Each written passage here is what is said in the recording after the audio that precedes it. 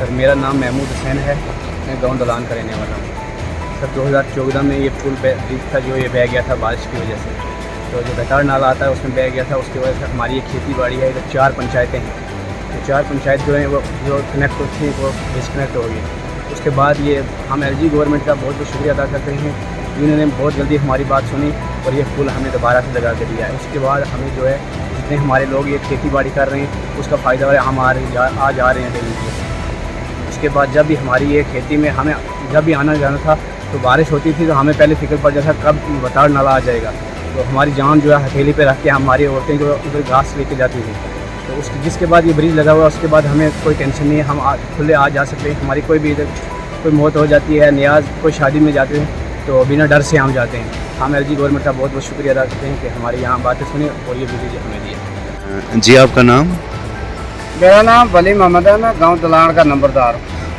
वली मोहम्मद साहब, आप बताएंगे ये जो दलान पुल है 2014 में सैलाब की वजह से ये बह गया था, उसके बाद से लोगों को काफ़ी हद तक परेशानी हुई थी।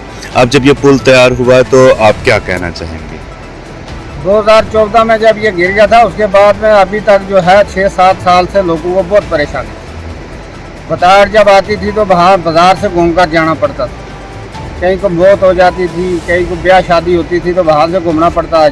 दूसरा यहाँ गांव दलान की और बगैल तरह गाँव की ज़मीनें हैं इधर तकवार में, तो इन लोगों को बहुत परेशानी थी। और ये पुल लगने से जो है बहुत सुविधा होगी कि टाइम से जाते हैं, यहाँ पर अपनी जिम्मेदारी करते हैं। उसके बाद में कहीं अगर कोई फंक्शन हो या कोई ब्याह शादी वगैरह या कोई मौत हो जाए तो हमें जाने में बहुत अभी सुविधा है।